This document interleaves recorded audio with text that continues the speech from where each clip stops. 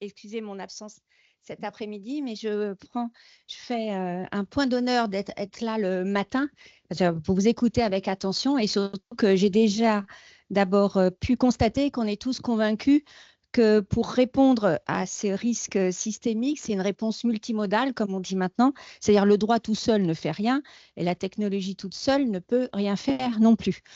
Donc, je vais d'abord remercier Eric Fraissinet que je connais depuis, est-ce qu'on le dit, depuis quasiment 15 ans, 20 ans même.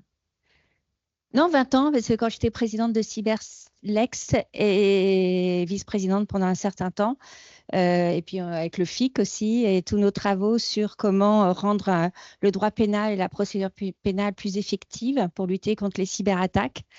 Donc, on n'est pas des tout jeunes, mais donc, c'est intéressant aussi puisque, comme on a l'habitude de le dire, et je vois qu'il y a plusieurs générations qui sont représentées dans cette salle, on sait d'autant mieux où l'on va si l'on voit, si l'on sait d'où l'on vient et si on peut poser un bon diagnostic du présent.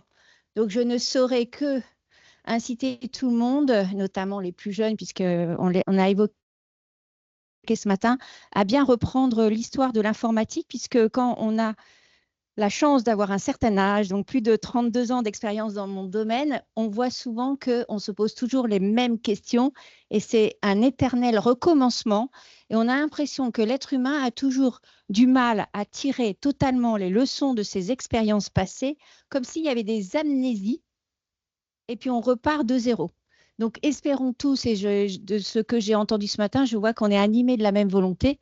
Donc, soyons tous conscients qu'on n'est pas tout seul et qu'à plusieurs, on sera toujours plus fort. Une actualité réglementaire pour ce qui a été dit sur Nice 2. Sachez qu'aujourd'hui, donc ce matin, devant le Sénat, sont enfin discutées les dispositions de la loi sur la résilience et la sécurité qui va transposer Nice 2, puisque comme vous le savez, on devait le faire depuis le 17 octobre dernier. Donc les sénateurs sont en train d'évoquer les derniers amendements. Donc espérons qu'on aura une réglementation maintenant incessamment sous peu. Mais bon, on comprend aussi que les pouvoirs publics avaient d'autres chats à fouetter. Donc, ça n'a pas aidé. Et sinon, comme on a parlé de l'ANSSI, moi aussi, j'aurais bien souhaité écouter le directeur général de l'ANSSI ce matin sur France Inter. Sachez que l'ANSSI, le 19 février dernier, donc c'est tout récent, a rendu un rapport sur le cloud computing, l'état de la menace informatique. Donc là, il n'y a rien de... C'est très récent. Et donc, je vous incite aussi à en prendre connaissance. Donc, je vais commencer dans le vif du sujet, mais en fait, je vais aller. Alors, comment je fais? Normalement, j'appuie là. D'accord, bah voilà, je vais faire en digital. Non, ça ne marche pas. Donc, bon, ma présentation,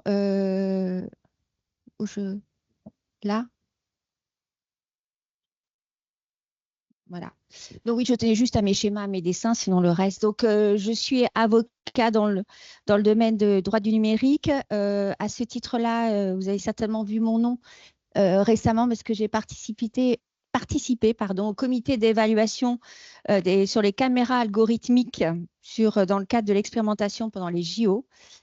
Donc voilà, donc je suis quelqu'un qui s'intéresse non seulement au côté du droit, tant mieux pour un avocat, mais aussi au côté des technologies, et tant mieux pour un avocat en droit du numérique. Donc l'introduction, donc contextualisation, je ne vais pas vous faire l'injure de vous faire la définition sur ce qu'est le cloud par rapport à tout ce qui est des outils qui sont directement installés sur vos propres serveurs. Ce qui est intéressant, de même les avantages et les inconvénients, ça a été largement évoqué ce matin, donc je ne vais pas faire de la redite. Mais ce qui est intéressant, puisque nous aussi, comme on est plus âgés, on a connu aussi l'argumentaire commercial qui nous a tous bien bercé au début, en disant, vous savez, c'est comme le livre de la jungle, ayez confiance, etc. À force de le répéter, toujours ce côté marketing, le cloud dans les nuages, ça faisait rêver. Et c'est surtout qu'on nous a dit, faites confiance à nous, des grands acteurs du numérique, pour vraiment bien sécuriser l'accès à vos données. Pourquoi vous allez vous encombrer de gérer, de payer des serveurs, de gérer les sauvegardes? Ça a été évoqué ce matin d'avoir une masse salariale, donc des informaticiens et des experts en sécurité au sein de vos effectifs. Et alors, ce dessin, hein, c'est un dessin de Fixé, je ne sais pas si vous le connaissez, j'ai vu sur un post LinkedIn, je le trouve très, très évocateur. On en est où pour la sécurité et l'intégrité de nos données? Tout est sous contrôle et vous avez le monsieur qui est le nuage à la place des ballons. Je trouve ça très évocateur.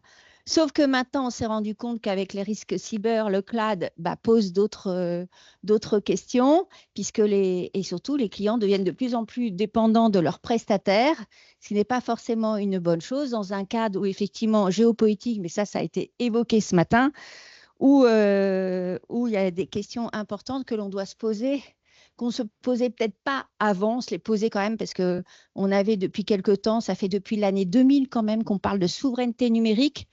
Il n'est jamais trop tard pour bien faire. Nous sommes en 2025, c'est aussi l'inconvénient de vieillir, c'est qu'on a l'impression qu'on n'avance pas beaucoup, mais on avance quand même si ça à marche forcée actuellement, puisqu'on n'aura peut-être plus le choix pendant très peu de temps encore.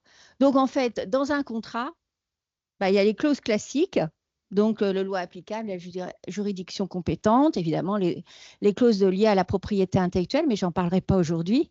Mais je ferai une incidence sur le fait qu'il a été aussi dit ce matin, et à juste titre, que en fait, les contrats, c'est bien beau. Normalement, les contrats, c'est un accord sur la chose et le prix. Et il y a des négociations entre les deux parties prenantes. Donc là, d'un côté, le prestataire de service cloud et le client qui accepte de mettre ses données dans le cloud. Et en fait, le problème, c'est que est-ce qu'on est si certain de pouvoir négocier les clauses quand ce sont ce qu'on appelle des contrats d'adhésion? Donc, j'en parlerai plus précisément en fonction des clauses, puisque évidemment, par mon expérience, je peux éventuellement témoigner de la difficulté effectivement de négocier. Donc, le plan en deux parties, très simple, identification des risques cyber en présence et les éléments de mitigation des risques cyber à prendre en compte dans les contrats cloud. Donc, comme vous allez le voir, il n'y a pas de solution miracle. Simplement, si on met toutes ces clauses bout à bout, on arrive quand même à avoir une meilleure couverture de sécurité pour… faut appuyer fort comme une brute. D'accord, je vais le faire. Merci.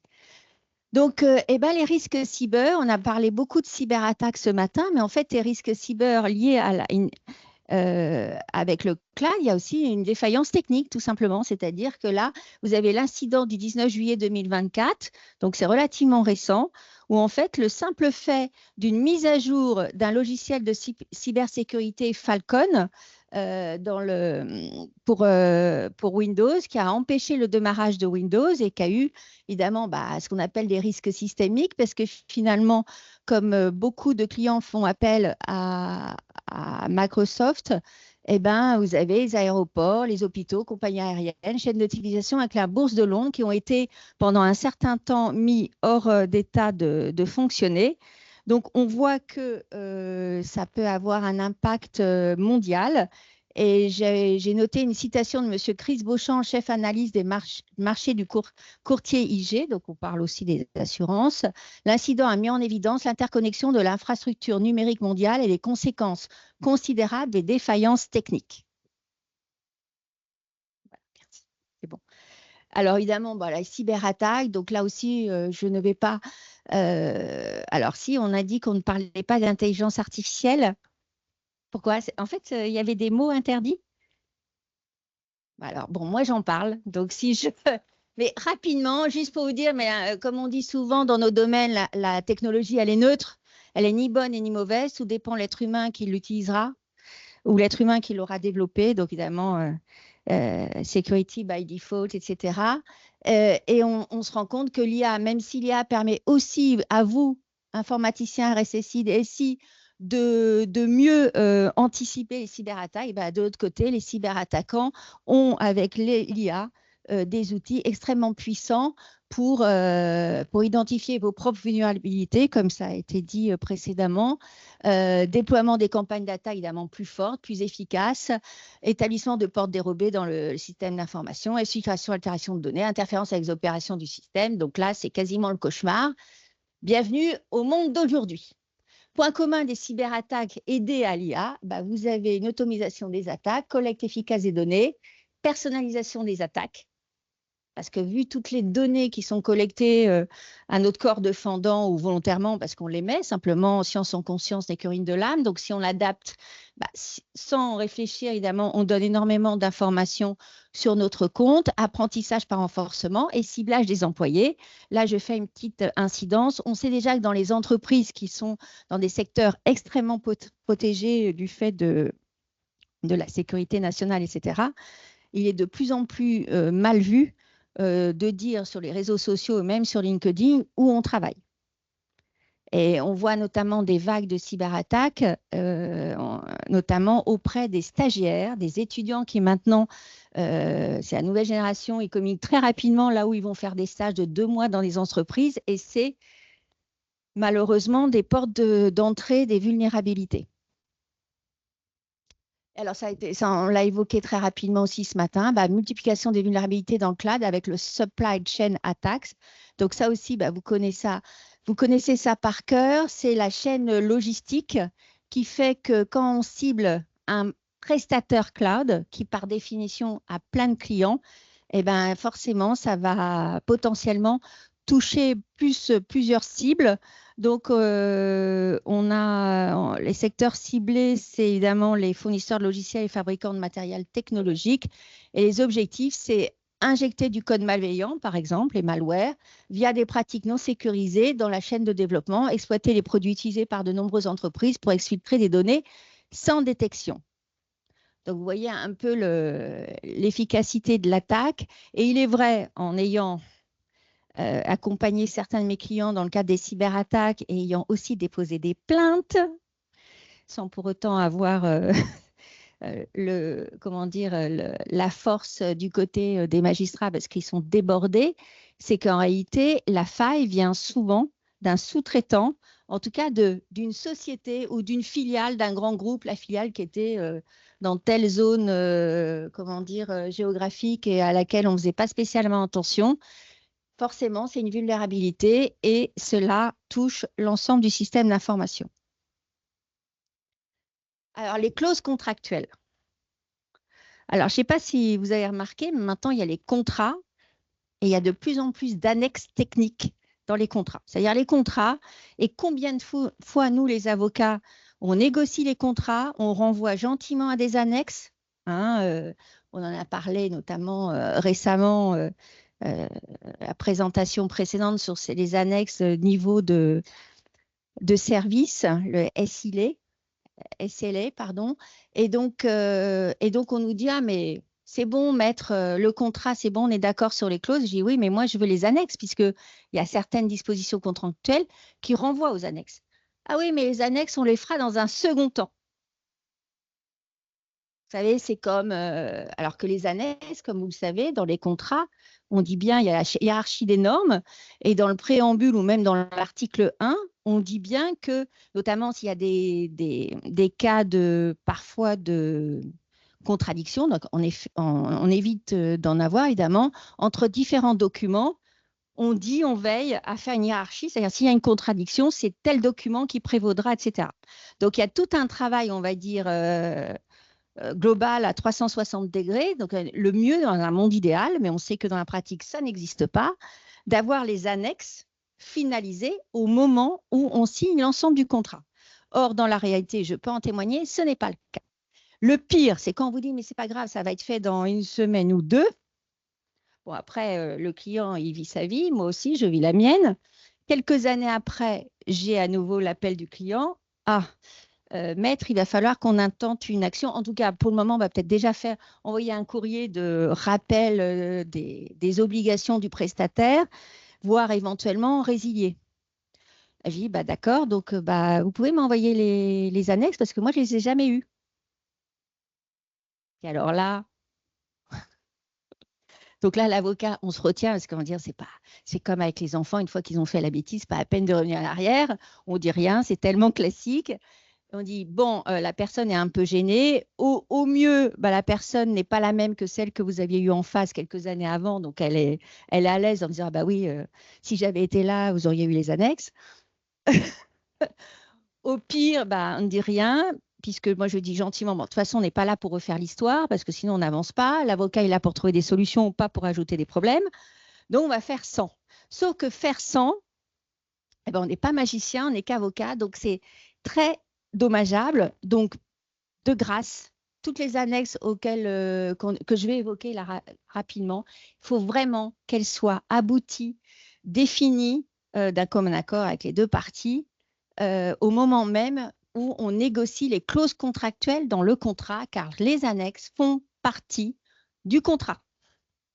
C'est pas parce que le mot annexe, pour certains, comme c'est marqué annexe, ça veut dire que c'est de moindre importance. Or, dans ces contrats, notamment informatiques liés au numérique et donc au cloud, c'est quasiment l'essentiel, c'est le cœur vital de votre projet. Sinon, bah, vous êtes démunis, vous êtes tout nus. Donc, la première clause à laquelle on pense, ça, c'est clause relative à la sécurité des données. Donc, je l'ai, comment dire, il y en a 5 sous-parties. Clause de sécurité en lien, en annexe avec un plan d'assurance sécurité. C'est un document à la fois technique et juridique qui doit expliquer comment le prestataire de service, donc qui vous rend un service de cloud, respecte les exigences de cybersécurité au sein du système d'information du client. Donc, mesures techniques organisationnelles pour la sécurité physique et logique, intégrité des données dont risque de perte, de corruption ou détournement de finalité. Et tout comment il s'organise aussi, votre prestataire, pour vous notifier, en tout cas vous informer des vulnérabilités, des failles, avec des procédures d'alerte pour qu'éventuellement vous, en tant que responsable de traitement, vous puissiez faire ce qu'il faut, notamment vis-à-vis de la CNIL, pardon, si c'est des données à caractère personnel qui sont concernées, ou vis-à-vis de l'ANSSI, ou le CERT, etc., si c'est vraiment une cyberattaque. Vous avez à vous poser la question de la clause d'hébergement des données. L'exigence de sécurité pour l'hébergeur de données afin de garantir la disponibilité des données, d'assurer la redondance des systèmes et une sauvegarde assez régulière sur plusieurs serveurs. Clause de localisation des données, extrêmement important. Localisation géographique des serveurs. Alors, il fut un temps, Microsoft, pour ne pas le nommer, quand on négociait au tout début les contrats cloud, on voulait savoir où étaient leurs serveurs. On a l'impression que c'était secret d'État. Et on avait obtenu une annexe. Alors, c'était très drôle parce qu'il fallait lister les pays où on ne les voulait surtout pas qu'ils y soient, les serveurs.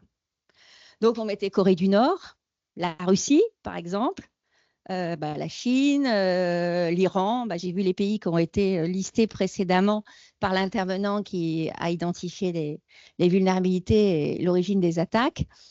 Bon, voilà. Donc, simplement, c'est quand même le monde à l'envers. C'était quand même à eux de dire. Alors, on ne mettait pas totalement les États-Unis parce que, bon, il y a eu Schrems 1, Schrems 2, point d'interrogation Schrems 3, mais on s'assurait qu'il y ait des garanties parce qu'après est intervenu le Cloud Act, mais c'était sous Trump. Donc, pendant quelques temps, on a eu le cloud sans le Cloud Act. Alors, rien que ça, c'était extrêmement trompeur pour les personnes de parler d'hébergement dans le cloud et après le Cloud Act de Trump, sachant en plus que le Cloud Act, ça a permis de faire parler beaucoup, mais qu'en réalité, avant le Cloud Act, les agences gouvernementales n'avaient pas besoin du Cloud Act pour se servir là où elles voulaient se servir. Je ferme la parenthèse. Ceci étant, vous avez bien compris que, bien entendu, il faut que les serveurs soient hébergés, pour le moins, si ce n'est pas en France, au moins au sein de l'Union européenne, ou ce qu'on appelle des pays qui offrent une protection en adéquation avec notre système réglementaire européen, notamment en matière de protection des données à caractère personnel, mais pas que, parce qu'il n'y a pas que le RGPD, il y a plein d'autres réglementations, notamment celles qui sont discutées devant le Parlement, le Sénat aujourd'hui. Donc maintenant, quid des États-Unis, puisque comme vous le savez, on avait réussi après Schrems 2 à avoir un executive order, je crois en octobre 2022 de Joe Biden pour encadrer nos échanges transfrontaliers entre les États-Unis et l'Europe. La question se pose compte tenu de l'administration Trump, puisqu'il veut tout détricoter. Ce qu'il en est, en tout cas, certainement une résurgence des CCT, les clauses contractuelles type qu'il va falloir mettre en place avec les prestataires américains, puisqu'on peut se poser la question si on va pendant encore longtemps être protégé, si l'on est tenté qu'on le soit, par ces accords. Donc là aussi, on a parlé de souveraineté numérique. Dans le choix de son prestataire cloud, il va falloir mettre tout ça en corrélation et dans l'environnement général des choses qui bougent. Clause de confidentialité, donc imposer un niveau de confidentialité des données traitées suffisant aux prestataires, à ses salariés, et puis avec des clauses de porte-fort pour les freelances et autres sous-traitants.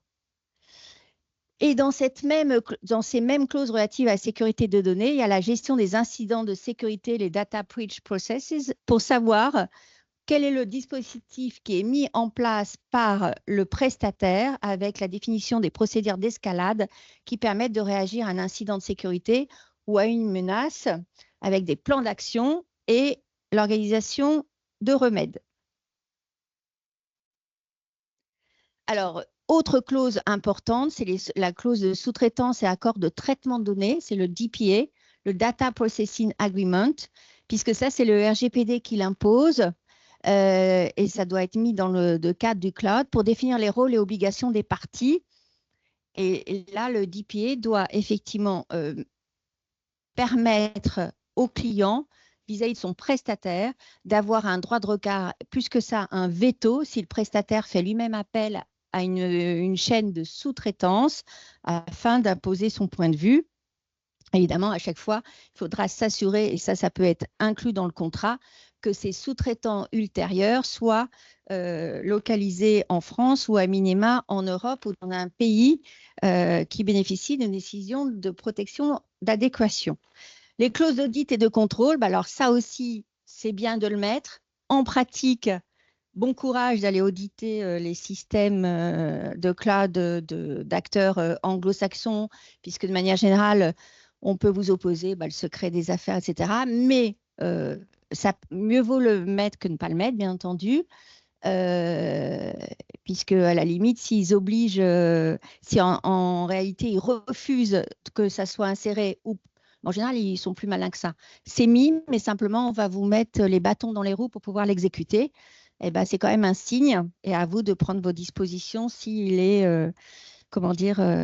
c'est une bonne chose de continuer à poursuivre ces services de cloud avec ce prestataire.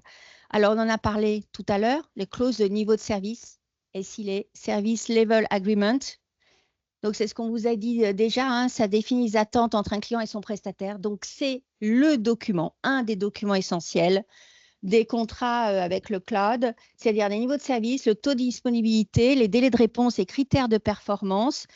Ça garantit les engagements de qualité et normalement, on inclut les responsabilités, les pénalités et modalités de suivi. Et c'est ce document qui peut vous permettre, vous, clients, si vous n'êtes pas content des services d'un prestataire, de éventuellement résilier le contrat, ou si vous n'allez pas jusqu'à résilier le contrat parce que vous n'avez pas forcément trouvé un autre acteur qui va vous proposer les mêmes services à un coût moindre, au moins, ça sert de levier pour négocier les prix à la baisse.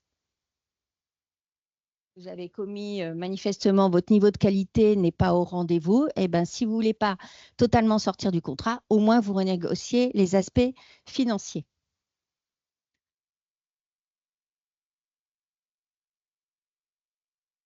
Donc après les clauses de réversibilité et portabilité des données, bah évidemment, là, si pour le coup, vous résiliez le contrat ou simplement il arrive à échéance et vous voulez trouver un autre prestataire, il faut vous assurer de la clause de réversibilité, que vous puissiez récupérer vos données qui étaient dans le cloud du prestataire sans trop de difficultés. Donc, bien encadrer cette clause pour définir quel est le format qui permettra de faciliter la restitution.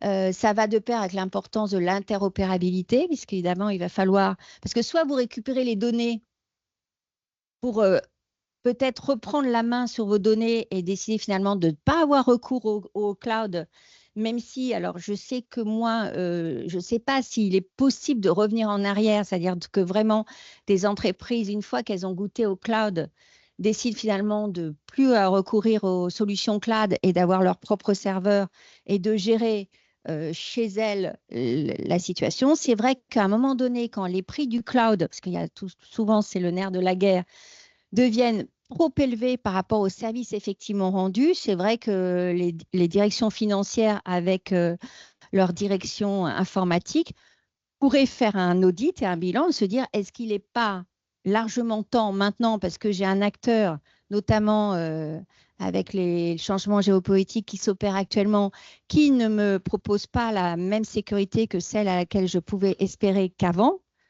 La question, effectivement, se pose. Alors, je ne sais pas s'il peut y avoir un retour, mais ce qui a été dit ce matin, et c'est très intéressant, on n'a certainement pas la même stratégie quand on est une grosse entreprise, quand on est une petite entreprise ou une moyenne entreprise. Et en fonction des secteurs métiers aussi. C'est vraiment une réponse qui doit être identifiée en fonction des différentes, tout ce qu'on appelle l'environnement informatique. Et surtout, quelle est votre situation dans la fameuse supply chain, si vous êtes en situation d'utilisateur final ou au milieu de la chaîne, etc. Donc ça, c'est à prendre en considération. Parce qu'effectivement, là, ces clauses de réversibilité et d'interopérabilité sont essentielles si toutes les entreprises actuellement, notamment en France et en Europe, sont en train de réfléchir, est-ce que je vais toujours mettre, parce que c'est ce qui a été dit, on parlait des disquettes tout à l'heure, nos grands-mères et nos grands-pères ont toujours dit de ne pas mettre tous ses œufs dans le même panier. Voilà. Là, c'était disquettes. Mais là, je fais. Mais mon grand-père, ma grand-mère, si, ils ont connu les disquettes. Ils ont quand même connu les disquettes.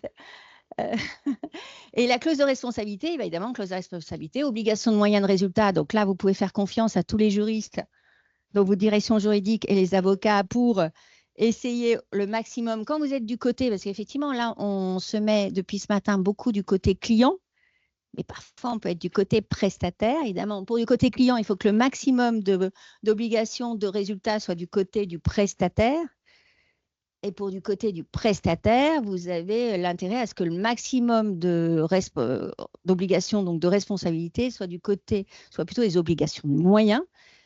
Simplement, il faut faire attention. Alors, il y a un moyen renforcé, obligation de moyens renforcés. Hein. Le droit est toujours très, comment dire, créatif, tant mieux.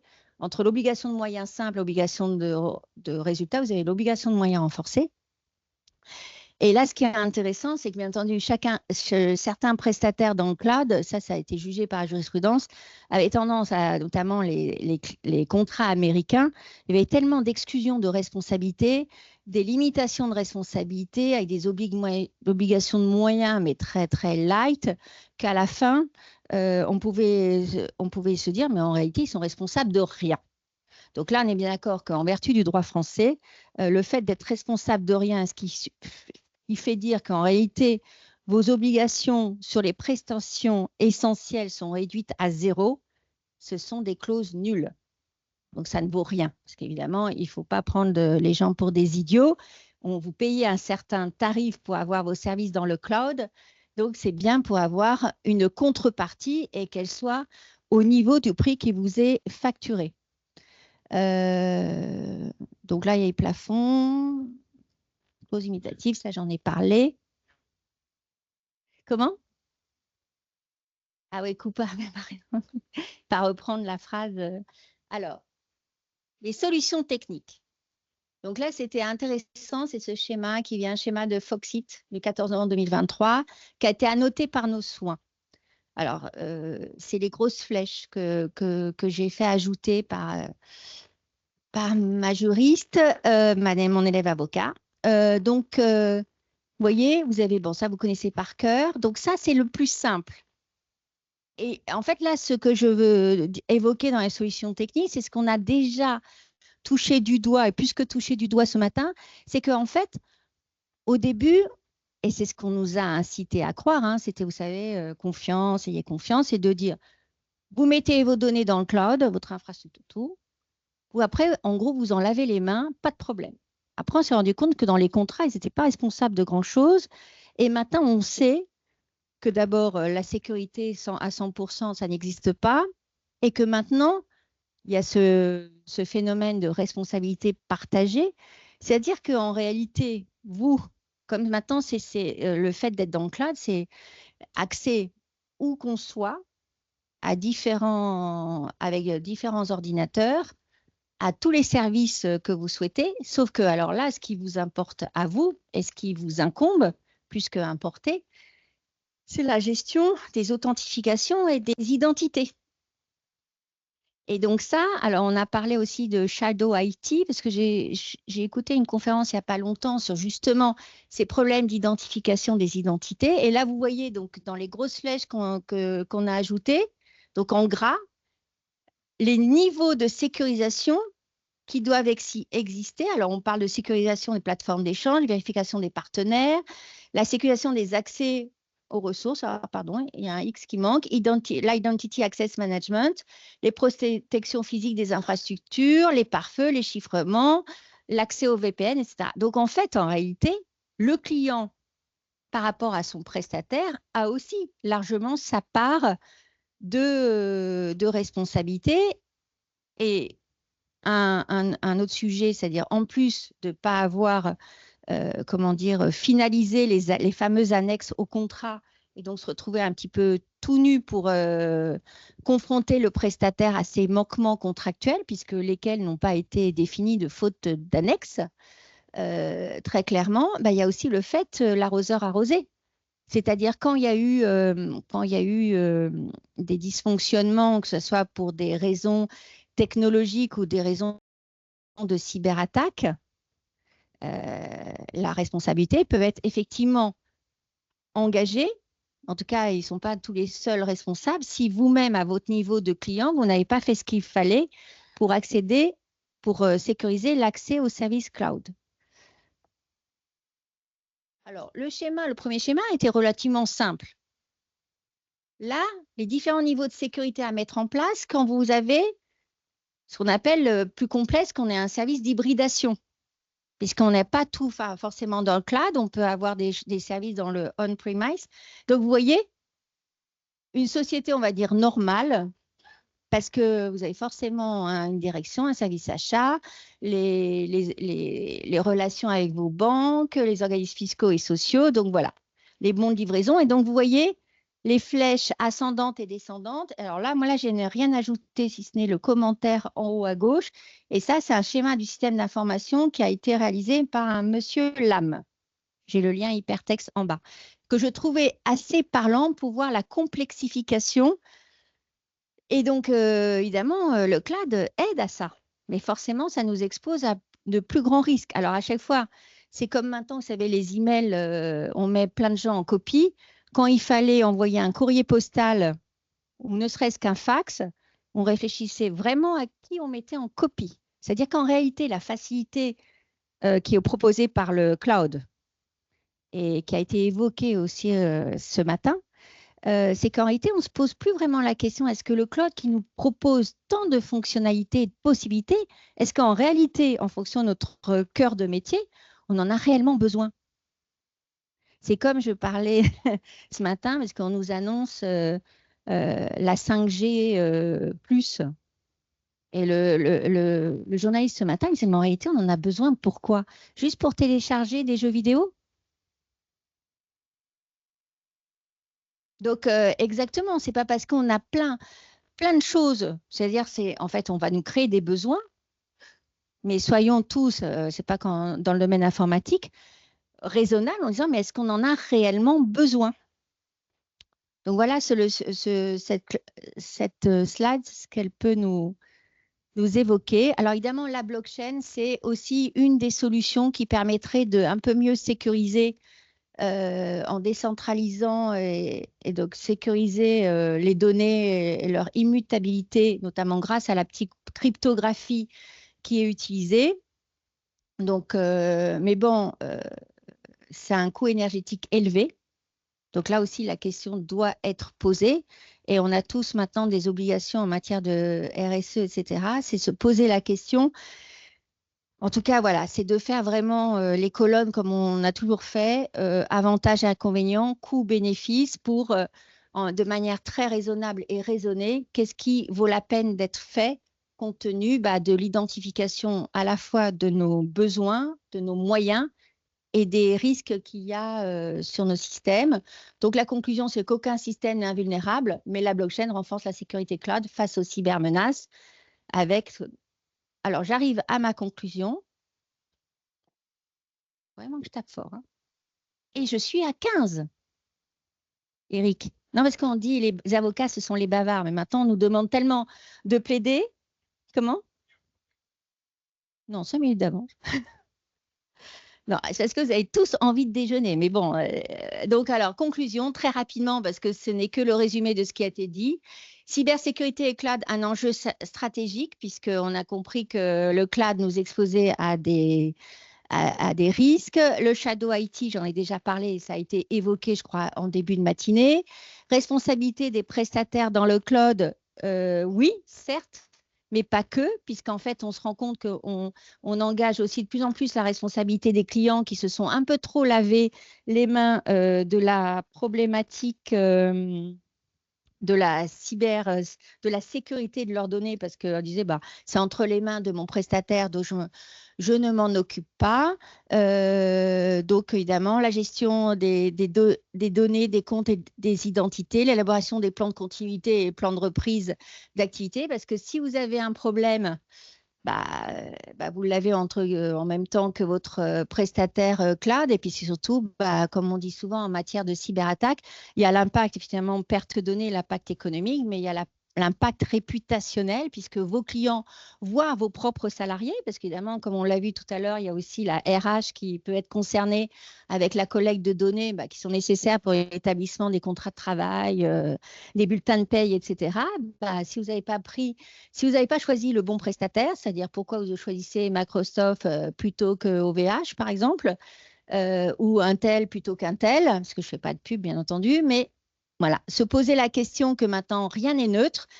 Et donc, je vous rappelle ici les références du rapport de l'ANSSI qui est tout frais et qui termine par des recommandations à la fois du côté du prestataire de service cloud et du côté du client de service cloud. Donc, c'est très intéressant. Donc, évidemment, on est tous là pour dire que enfin, mettons en place la souveraineté numérique au sein de l'Europe. Et qu'avec ce qui se passe aux États-Unis, peut-être que c'est maintenant qu'il va falloir le faire, avec une cybersécurité locale et une réglementation stricte pour limiter les risques. Et puis alors, objectif 2030, ça on l'a dit aussi, avec tous les plus de 30 milliards d'objets connectés, la cybersécurité devient une priorité majeure. Et les discussions devant le Sénat ce matin le démontrent aussi. Merci beaucoup.